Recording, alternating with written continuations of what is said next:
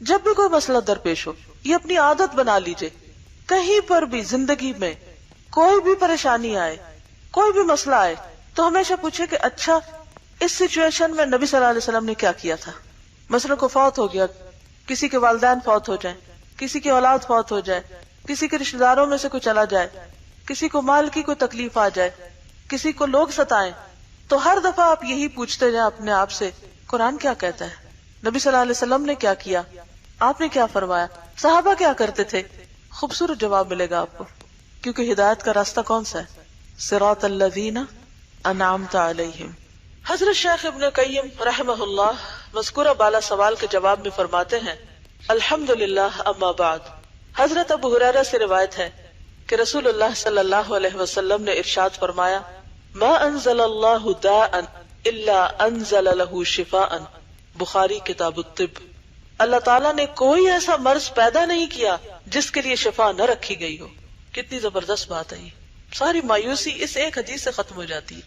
کوئی بیماری ایسی ہے ہی نہیں. اس کا مطلب ہے کہ کینسر کا بھی جی ہاں علاج ہے، لیکن عام طور پر جب کسی کو ایسا کچھ ہو تو لوگ کہتے ہیں لا علاج مذہب سے، اس نے مرنا ہی مرنا ہے، اور وہ مرنے سے پہلے مرنے لگتا ہے.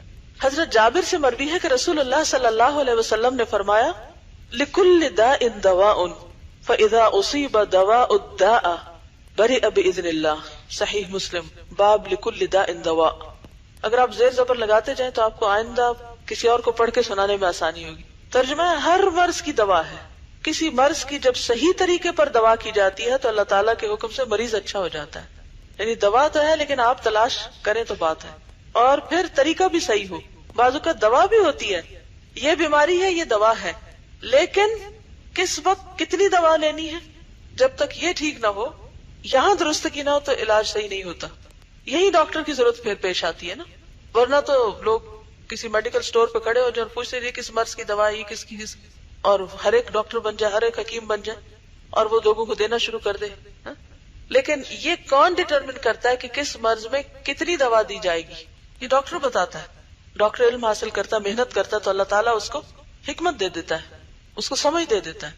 تو اس لیے جب کسی ڈاکٹر کے پاس جائیں تو جس وقت وہ آپ کو دیکھ رہا ہو تو آپ ساتھ ساتھ ایک دعا مانگا کریں کہ یا اللہ اس مرض کا جو صحیح علاج ہے وہ اس کے دل میں ڈال. ایسا نہ ہو کہ وہ الٹا کام کرے کہ میں پہلے سے بھی جاؤں، پہلے سے بھی حال خراب ہو جائے. کئی دفعہ ایسے بھی ہوتا ہے نا، بہت سے لوگ ڈاکٹروں کے ہاتھوں دنیا سے رخصت ہوئے. کیا کہتے ہیں؟ تشخیص غلط ہو گئی تھی، دوا غلط ہو گئی تھی، انجیکشن لگ گیا تھا، وہ زیادہ ہو گئی تھی، وہ کم ہو گئی تھی. ہوتا تو باذن اللہ ہی ہے جو کچھ بھی ہوتا ہے، لیکن ڈاکٹر بھی اگر صحیح نتیجے پہ پہنچتا تو صرف اللہ کے اذن سے. اسی لیے دوا کے ساتھ دعا کی ہر حال میں ضرورت ہوتی ہے.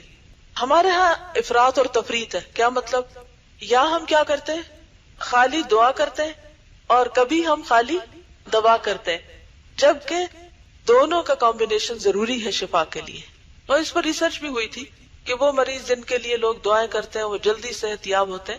ریڈر ڈائجسٹ میں یہ مضمون چھپا تھا. حضرت اسامہ بن شریک سے مروی ہے کہ رسول اللہ صلی اللہ علیہ وسلم نے فرمایا ان اللہ لم ينزل داء الا انزل له شفاء علمه من علمه وجهله من جهله. مسند احمد.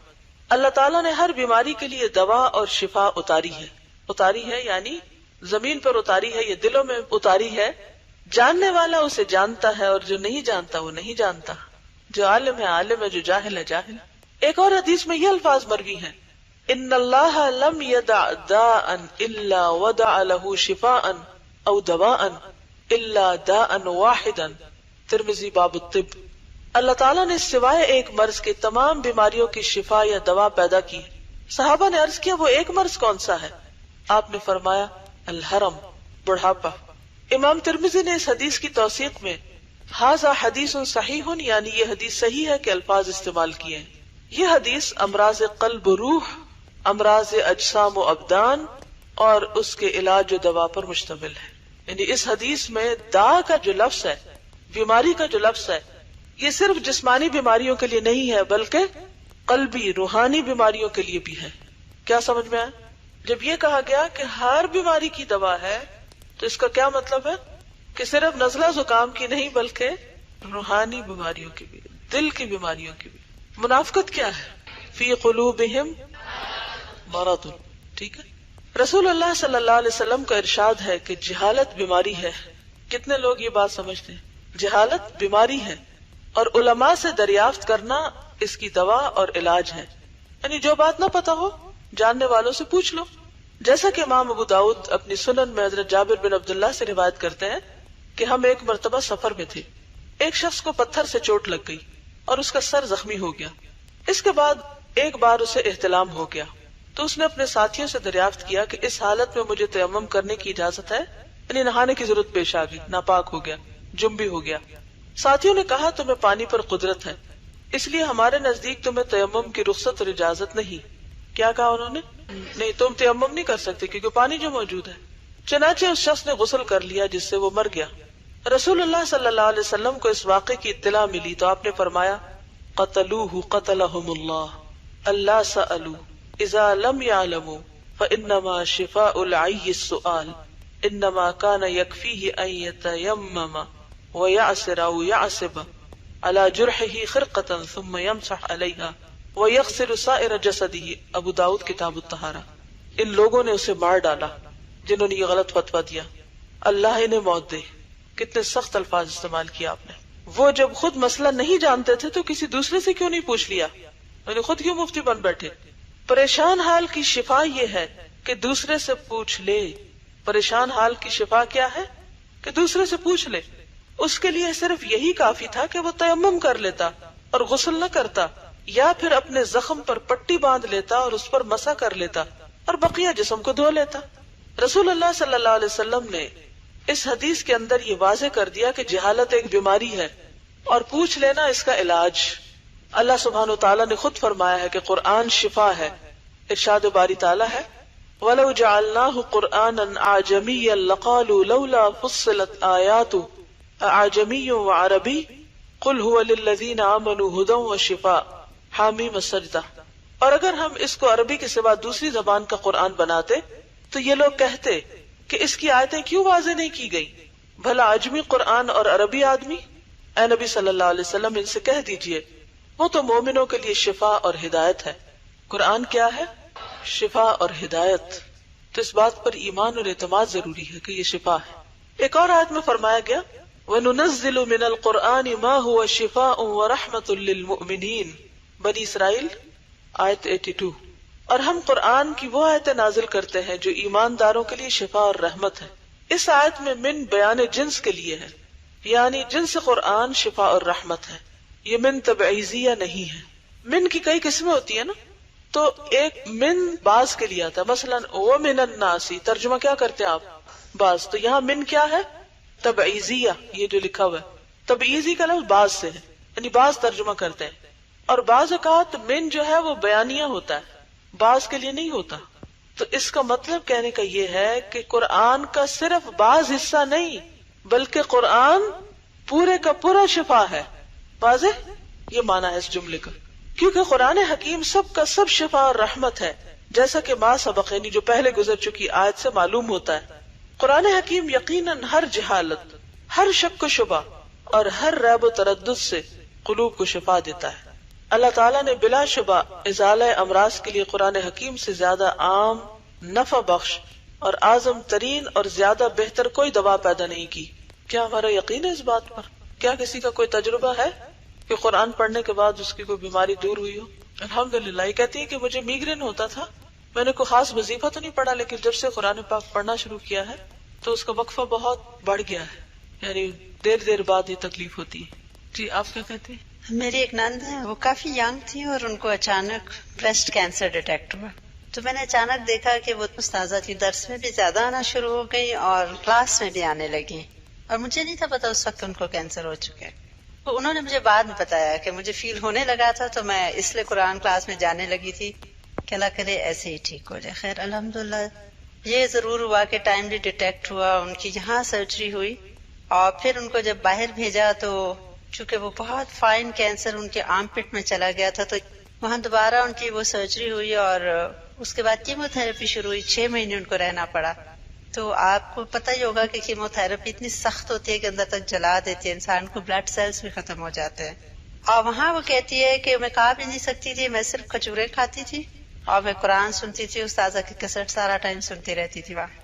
تو وہ کہتی ہے کہ وہاں ڈاکٹرز اتنے حیران ہوتے تھے کہ انہوں نے مجھ کو ایک سیمپل بنایا ہوا تھا، اور وہ ڈاکٹرز اپنے سارے اسٹوڈینٹس کو بتاتے تھے کہ یہ مطلب ایک ایسا انوکھا کیس ہے کہ جو تھراپی لینے کے بعد ایکسپیکٹڈ ٹائم سے بھی بہت جلد اس کا بلڈ کاؤنٹ پھر باؤنس بیک کر جاتا ہے، and she is ready for the next shot. اور وہ کہتے ہیں کہ میرا نام انہوں نے وہاں ٹف چک ڈالا ہوا تھا. وہ ہمیشہ کہتی ہے کہ میری 2 تھراپیز تھی، قرآن اینڈ ڈیٹس. ماشاءاللہ الحمدللہ ٹھیک ٹھاک ہیں. چنانچہ صحیحین میں حضرت ابو سعید سے مروی ہے کہ چند صحابہ کسی سفر میں تھے، اثناء راہ میں عرب کے ایک قبیلے میں ان کا قیام ہوا، یعنی راستے میں. اثناء کا مطلب ہوتا ہے اس اثناء میں، یعنی اس دوران. انہوں نے وہاں کے لوگوں سے ضیافت اور کھانے پینے کی خواہش ظاہر کی، مگر ان کی طرف سے انکار ہوا. اتفاق سے اسی روز قبیلے کے سردار کو سانپ نے ڈس لیا. قبیلے والوں نے اس کے لیے ہر قسم کا علاج کیا اور ہر قسم کی سعی کے باوجود کسی دوا سے آرام نہ ہوا. آخر قبیلے کے ایک آدمی نے کہا کہ ان نووارد آدمیوں کے پاس جا کر دریافت کرو، ممکن ہے ان کے پاس اس کا کوئی علاج ہو. چنانچہ یہ لوگ صحابہ کے پاس آئے اور کہنے لگے، ہمارے سردار کو سانپ نے ڈس لیا ہے، ہم نے ساری تدبیر کر دیکھی مگر کچھ نہ ہوا، کیا تم میں سے کسی کے پاس کوئی علاج ہے؟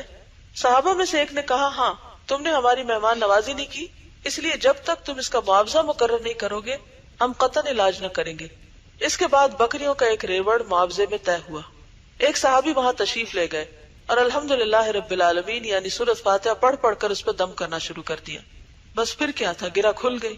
وہ اسی وقت اٹھ بیٹھا، اس کا اضطراب اور بے چینی ختم ہو گئی اور چلنے پھرنے لگ گیا. جس قدر بکریاں معاوضے میں طے پائی تھی ان کے حوالے کر دی گئی. یہ صحابہ بارگاہ رسالت میں حاضر ہوئے اور اصل واقعہ پیش کیا. رسول اللہ صلی اللہ علیہ وسلم نے فرمایا، قد اصبتم اقسموا واضربوا لی معکم سہما فضحک رسول اللہ صلی اللہ علیہ وسلم. صحیح بخاری فضائل قرآن. تم نے خوب کیا، بکریاں تقسیم کرو تو اس میں میرا حصہ بھی لگا لینا.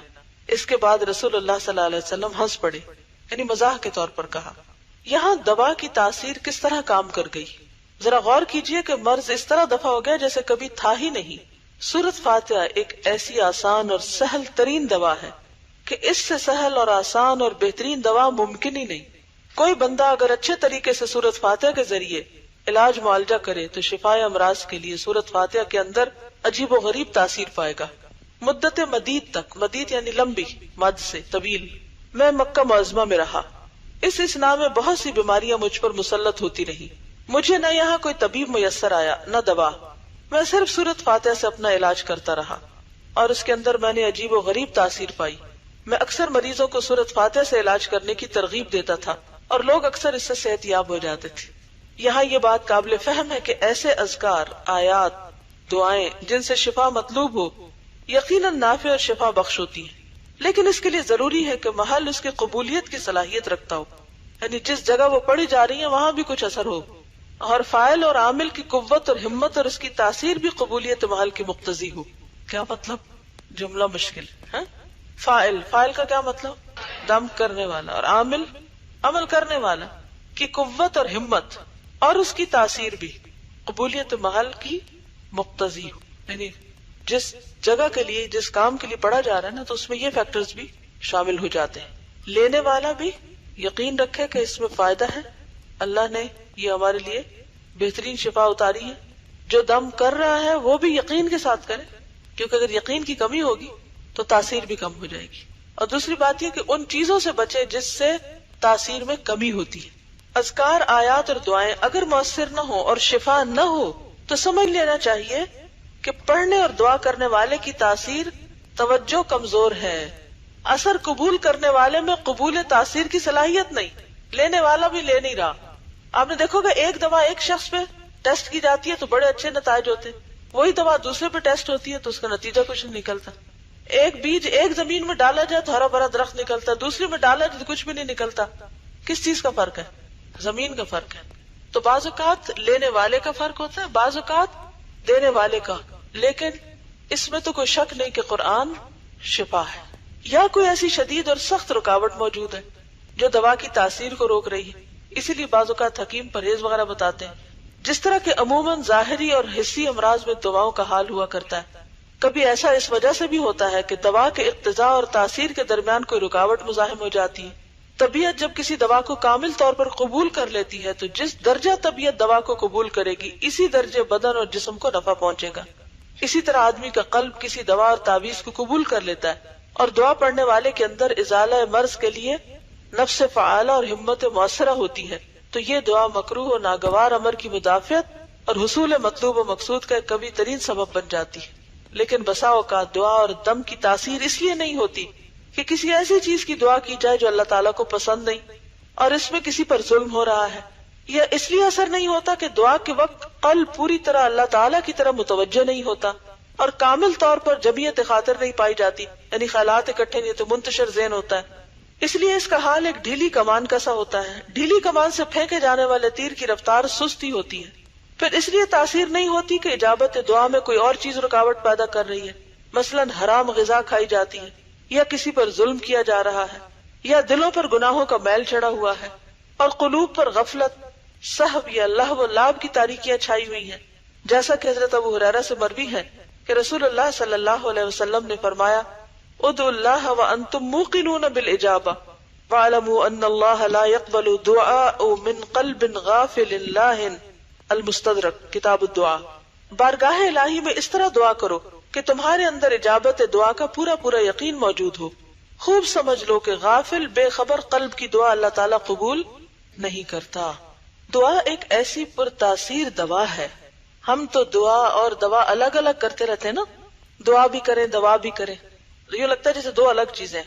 انہوں نے کیا کیا، یہ کہتے ہیں دعا پرتاثیر دوا ہے، دعا ہی دوا ہے، یعنی اور دوائیں بھی ہوں گی مگر دعا بھی دوا ہے جو یقیناً نفع دیتی اور مرض کو دفع کرتی ہے.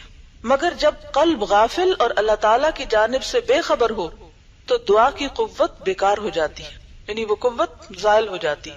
کوئی مثال، مثلا ایک انجیکشن اگر آپ کے جسم میں جائے تو اس کا فائدہ یقیناً ہوگا اگر وہ صحیح ہے، موافق ہے، اور اگر آپ زمین پہ گرا دیں تو کیا ہوگا، ضائع ہو گیا. کوئی بھی چیز اگر اپنے صحیح مقام پر نہیں، صحیح طریقے پر نہیں تو ضائع ہو گئی. مثلا آپ کی صلاحیتیں صحیح مقام پر نہیں تو کیا ہوئی، ضائع ہو گئی، اور اگر صحیح مقام پر ہے تو یقیناً فائدہ ہوگا. تو اسی طرح جب دل غافل ہو اور اللہ سے بے خبر تو دعا منہ سے تو جا رہی ہے مگر اپنے ہدف پہ نہیں وہاں نہیں پہنچ رہی جہاں اس کو پہنچنا چاہیے. ابو ہریرہ سے مروی ہے کہ رسول اللہ صلی اللہ علیہ وسلم نے فرمایا ایھا الناس ان اللہ طیب لا يقبل الا طیبا وان اللہ امر المؤمنین بما امر المرسلین فقال یا ایھا الرسل کلوا من الطیبات واعملوا صالحا انی بما تعملون علیم وقال یا ایھا الذین آمنوا کلوا من طیبات ما رزقناکم. صحیح مسلم کتاب الزکوٰۃ. اے لوگو اللہ تعالیٰ پاک ہے اور وہ پاک چیز ہی کو قبول کرتا ہے. اللہ تعالیٰ پاک ہے، تصور بھی کیجیے، صرف لفظ نہیں پڑھیے، اللہ پاک ہے اور وہ پاک چیز ہی قبول کرتا ہے. اور اللہ تعالیٰ ایمان والوں کو اسی چیز کا حکم دیتا ہے جس کا حکم اس نے انبیاء کرام کو دیا ہے. اس کے ثبوت میں آپ صلی اللہ علیہ وسلم نے یہ آیت پڑھی یا ایھا الرسل کلوا من الطیبات واعملوا صالحا، اور پھر یہ آیت پڑھی یا ایھا الذین آمنوا کلوا من طیبات ما رزقناکم. حضرت ابو ہریرہ فرماتے ہیں اس کے بعد رسول اللہ صلی اللہ علیہ وسلم نے فرمایا الرجل یطیل السفر اشعث اغبر یمد یدہ الی السماء یا رب یا رب ومطعمہ حرام ومشربہ حرام وملبسہ حرام وغذی بالحرام فأنا یستجاب لذلک. صحیح مسلم کتاب الزکوٰۃ. ایک آدمی طویل سفر کرتا ہے اور اس حال میں ہے کہ خستہ حال اور گرد و غبار سے اٹا ہوا آسمان کی طرف ہاتھ اٹھا کر اللہ سے مانگتا ہے اے پروردگار اے پروردگار، اور حال یہ ہے کہ اس کی غذا حرام ہے، پینا حرام ہے، اس کے کپڑے حرام ہیں، حرام غذا کھائی ہے. اس کی دعا کس طرح قبول ہوگی؟ یعنی دعا تو یقیناً نافع ہے لیکن اس میں کچھ رکاوٹیں آتی ہیں جن میں سب سے بڑی رکاوٹ ناپاکی ہے، اور خصوصاً غذا کا حرام ہونا، کھانا پینا حرام ہونا، لباس کا حرام ہونا، چوری، غصب، ڈاکہ، رشوت، جھوٹ فریب سے کمائی ہوئی آمدنی، حرام چیزوں کو بیچ کے لی ہوئی آمدنی، یہ ساری چیزیں حرام کی قسمیں ہیں. اور جب انسان ان کو استعمال کرتا ہے تو پھر انسان کا دل بھی سخت ہوتا ہے انسانوں کی ہمدردی بھی جاتی ہے، عبادت میں دل نہیں لگتا اور دعائیں بھی قبول نہیں ہوتی. تو اس کے لیے بہت زیادہ اس بات کی کوشش کرنی چاہیے کہ ہم عبادت سے پہلے اپنے کھانے پینے کو پاک کریں. ہو سکتا ہے آپ کہیں کہ اب ہم تو نہیں کماتے، ہمارے شوہر کماتے ہیں یا ماں باپ کماتے ہیں اور وہ لاتے ہیں، ہمیں کیا پتا وہ کیا کرتے. چلیے ٹھیک ہے، جتنا آپ ان کو بتا سکتے ہیں آپ کر سکتے ہیں کریے، لیکن آپ کے پارٹ پر آپ خود اپنی غذا میں سلیکشن کس چیز کی کرتے ہیں. بہت سے لوگ جب کچھ کھاتے ہیں تو کیا واقعی طیب کھاتے ہیں؟ کیا کھاتے ہیں؟ جنک میں بہت ساری چیزیں ایسی ہیں جو طیب نہیں ہیں، اور اس میں اگر آپ تھوڑا سا اس کے پیچھے چلے جائیں کہ وہ چیزیں تیار کیسے ہوتی ہیں، حتیٰ کہ مرغیوں کو پالتے کیسے ہیں، پھر اس کے بعد ان کو ذبح کیسے کرتے ہیں، پھر اس کے بعد اس میٹ کی پروسیسنگ کیسے ہوتی ہے، پھر وہ کہاں سے ہوتا ہوا ان مرحلوں سے گزر کر کیا کچھ اس میں شامل کر کے آپ کے برگرز میں آتا ہے. اور آپ نے کہ اپنی خون پسینے کی کمائی بالکل حلال جا کے صرف زبان کے ٹیسٹ کے لیے، اگر اپنے شہر میں نہ بھی ہو تو دوسرے شہر کا ٹریول کر کے جا کے کھائیں گے اور نہیں پتا کہ وہ حلال بھی ہے یا نہیں. کتنے لوگ ہیں کہ جیسے کھانوں پہ فخر کرتے ہیں اور نہیں سوچتے کہ یہ کس چیز سے بنا ہے، کہاں سے آیا ہے، کیونکہ یہ اس بات کا شعور ہی ختم ہو گیا ہے کہ حرام چیزیں اور غیر طیب میں ایک چیز بظاہر صاف ستھری بھی نظر آ رہی ہے، ٹیسٹ بھی بہت اچھا ہے، لیکن وہ حقیقت میں طیب نہیں ہے. اور اس دور کے فتنوں میں سے ایک بہت بڑا فتنہ ہے. پچھلے دنوں کسی کے ہاں جانا ہوا تو انہوں نے کچھ کلپس دکھائے ایک ڈاکیومنٹری کے، کہ جس میں انہوں نے بتایا کہ جو بہت ساری فوڈ چینز ہیں یعنی ملٹی نیشنلز ہیں، ان میں میٹ کہاں سے آتا ہے. انہوں نے رائٹ فرام دا بگننگ کہ چکس کیسے پیدا ہوتے ہیں، کہاں رکھے جاتے ہیں، کیا کھاتے ہیں، کیسے ذبح ہوتے ہیں، ان کا ذبح کا طریقہ کیا ہے، اور پھر کیسے وہ میٹ پروسیس ہوتا ہے اور کس طرح پہنچتا ہے کہ اگر آپ وہ دیکھ لیں تو آپ یہ ساری چیزیں حرام کر لیں اپنے اوپر. لیکن آج آپ دیکھیں کہ ہم میں سے وہ شخص سیلف پٹی کا شکار ہو جاتا ہے جس نے وہ مزہ نہ چکھا ہو، اور پھر جب ہم اسلامی ملکوں میں آتے ہیں اوہ یہاں تو حلال ہی ہوگا، مکہ میں ہے فلاں چیز، بس مکہ میں ہے کافی ہے، پاک ہو گیا. حیرت ہوتی ہے بعض اوقات حرم سے نکل رہے ہوتے ہیں طواف کر کے سب عبادت کر کے، جب کھانے کے لیے بیٹھتے ہیں تو بالکل نہیں سوچتے یہ طیب بھی ہے یا نہیں، یہ کہاں سے آ رہا ہے. صرف اتنا ہی کافی سمجھتے ہیں کہ ہاں سعودی عرب میں مل رہا ہے، کچھ بھی مل جائے کھا لیں گے. ایسی چیزوں میں بھی احتیاط کرنے کی ضرورت ہے. اس وقت سب کچھ اتنا فریلی اویلیبل دیکھ کے کتنے لوگ ہیں جو اپنے اوپر خود پابندی لگائیں گے کہ نہیں یہ نہیں کھانا مجھے. ہم میں سے کتنے نہیں. تو پھر حج پہ حج کیے جائیں، عمرے پہ عمرے کیے جائیں، لیکن غذا ہی حلال نہیں. اور اگر حلال کے علاوہ یہاں پر آپ دیکھیں کہ حلال کا لفظ بھی نہیں آیا، طیب کا لفظ آیا، غذا ہی طیب نہیں.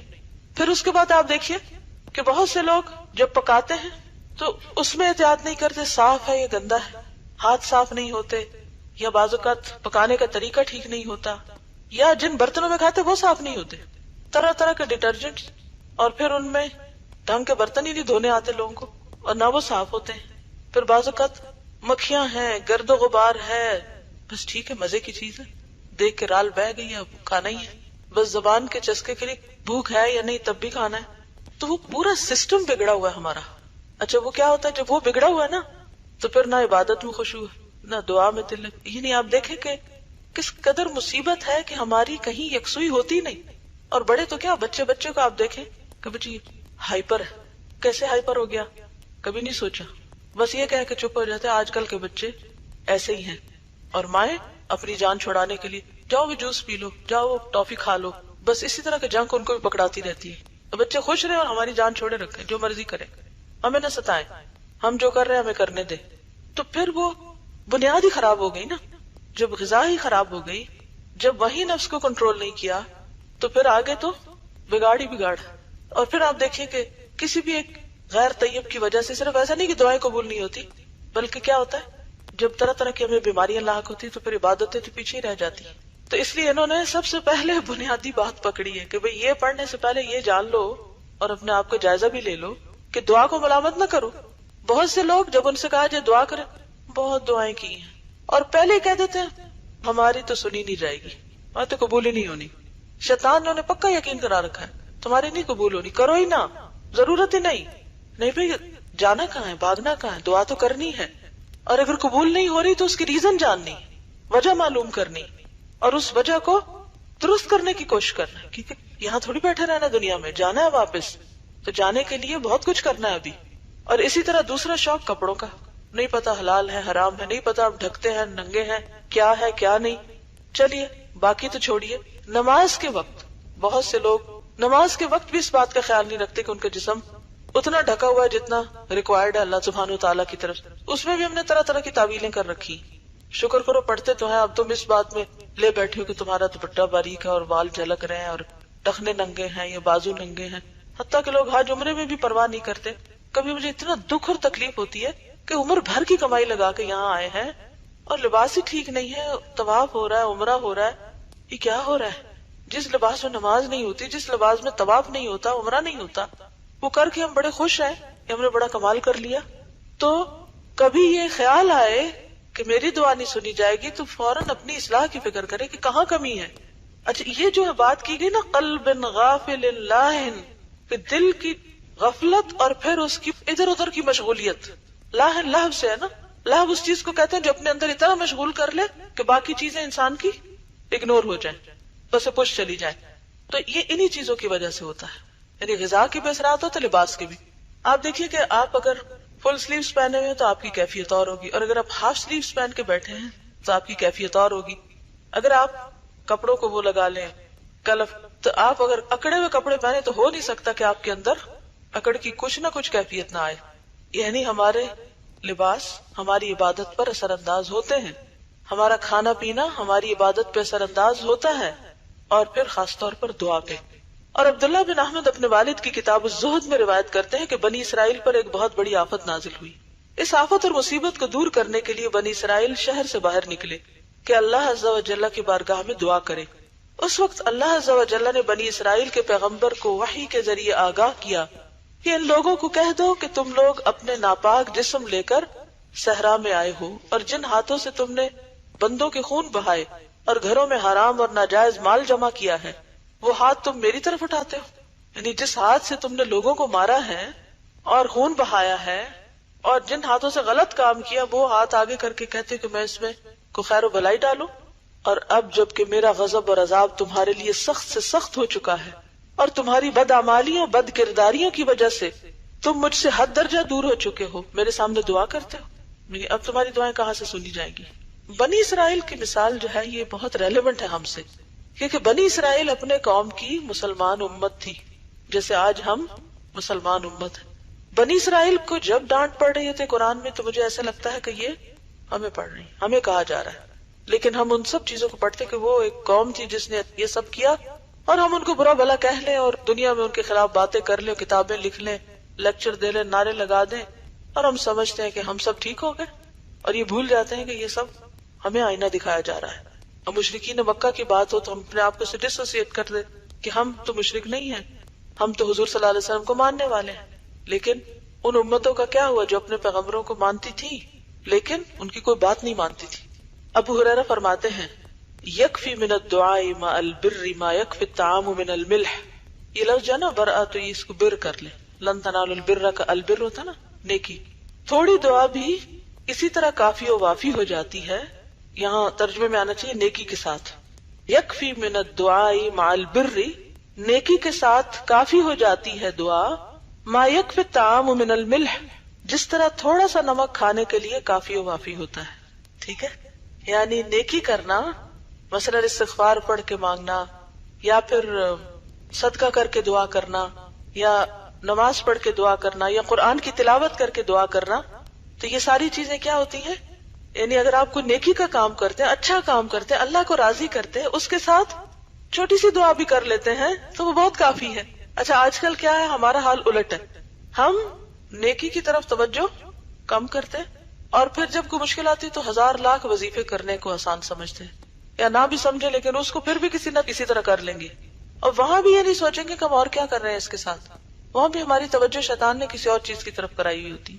کس قدر اس وقت امت مسلمہ کے اندر ہی یہ بات رائج ہے کہ کوئی مسئلہ ہوگا، اگر لوگوں کو کہیں بھی 2 نفل پڑھ لو اور دعا کر لو تو اس سے وہ بھاگیں گے کہ 2 نفل. اگر کہیں کہ نماز پابندی سے پڑھو تو دعائیں قبول ہوگی، نماز میں قرآن پڑھو کہ شفا ہے قرآن، زکوٰۃ پوری دو زکوٰۃ، حج کرو حج. یعنی جو بنیادی فرائض ہے، چھوڑیے باقی نوافل کو، جو بنیادی فرائض ہے ان کی پابندی جو ہے وہ بھی مشکل ہے، اس کے لیے بھی وہ سب چیزیں اجنبی ہوتی جا رہی ہیں. لیکن اگر کبھی کوئی مشکل آئے تو کوئی یہ بتائے کہ یہ اتنے ہزار، یہ اتنے لاکھ، یہ اتنی دفعہ سویر اتنا شام پڑھو، تو وہ بھی پڑھ لیں گے، یا پھر کسی کو ہائر کر کے پڑھوا لیں گے، کیونکہ مدرسے جو کھلے ہوئے ہیں ان کے بچے عام طور پر ان سے کیا کام لیا جاتا ہے، وہ بےچارے مسکین، ان کو ادھر لے جاؤ، اس کا فوت ہو گیا، ان کے گھر میں چلو، ادھر چلو، اس وقت بھی خود اور کاموں میں لگے ہوئے ہوتے ہیں، اور ہائرڈ پیپل کو بلا کے دعا بھی ان سے کروا لیتے ہیں، یا پھر ایک ہی تکیہ کلام ہوتا ہے ہر ایک سے، ہمارے لیے دعا کرے، وہ ٹھیک اچھی بات ہے، صحابہ کرام کا یہ تکیہ کلام نہیں ہوتا تھا، ہم اس میں بہت مبالغہ کر رہے ہیں، اس میں بھی سوچنا چاہیے۔ بعض اوقات تو اتنی حیرت ہوتی ہے کہ ایک مجلس میں لمبی چوڑی دعا کر کے اٹھتے ہیں اور اس کے فوراً بعد لوگ آ کے کہتے ہیں ہمارے لیے دعا کریں، تو میں سوچتی ہوں کہ ابھی کیا ہو رہا تھا، ابھی کیا کیا گیا ہے، اس وقت کہاں تھے؟ یعنی کہ ہم سوچتے نہیں نا کہ ہم کیا کہہ رہے ہیں، یعنی اس کا یہ مطلب نہیں کہ کسی سے کہہ نہیں سکتے دعا کے لیے، لیکن ہر چیز کا ایک وقت ہوتا ہے نا، موقع محل ہوتا ہے، تو جب نیک کام کرو گے تو تھوڑی سی دعا بھی بہت کافی ہو جائے گی۔